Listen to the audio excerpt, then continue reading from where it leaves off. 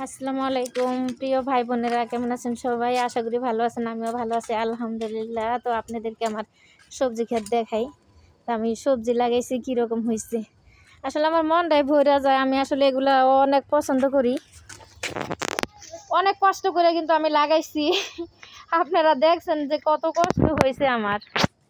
তো কষ্টের ফল, আমি জানি কষ্টের ফল সবসময় মিষ্টি হয়।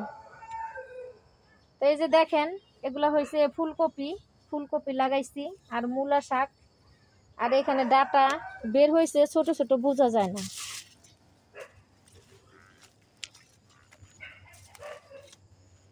এই যে, তো মূলা শাক আমি তেমন একটা পছন্দ করি না, ভালো লাগে না মূলা শাক খাইতে।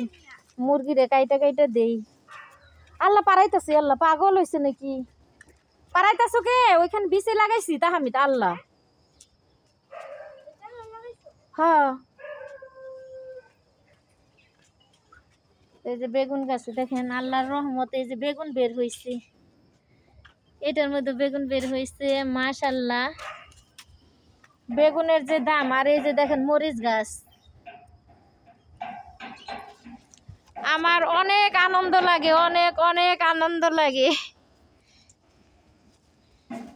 এই যে দেখেন সাইডে সাইডে লাগাই রাখছি।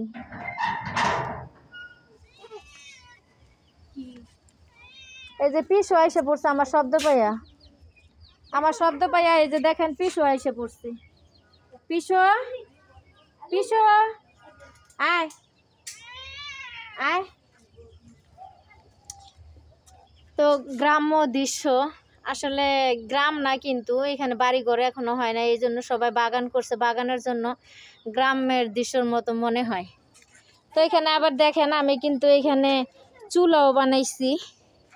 চুলা এখনো কমপ্লিট হয় নাই, তো এখানে বানাইতেছি। এখন তাহামিদের জন্য বানাইতে হইব। তাহামিদ চুলা খুব পছন্দ করে, তো বললো যে আম্মু আমার একটা ছোট চুলা বানাই দিবা। তা কালকে ছোট চুলা বানাই দিব তাহামিদ। আর এটা বানাইতে অনেক সময় লাগবো, কারণ চুলা বানানো অত সহজ না। তো চুলা আমি যেই সেই চুলা বানাই না, চুলা বানাই আমার মনের মতো। যেই পর্যন্ত না হইব ওই পর্যন্ত আমি বানাইতেই থাকবো। তো আপনাদেরকে দেখাবো এটা কমপ্লিট হওয়ার পরে। আপনারা আসলে দেখবেন আমি কিন্তু অনেক সুন্দর চুলা বানাইতে পারি। আর মেন কথা হইলো আমি সব কিছুই বানাইতে পারি বা সব কাজ করতে পারি। আল্লাহর রহমতে হার মানি না কখনো। এই, তোমরা কেমন আছো? কোথায় যাও দুই বন্ধু? তাই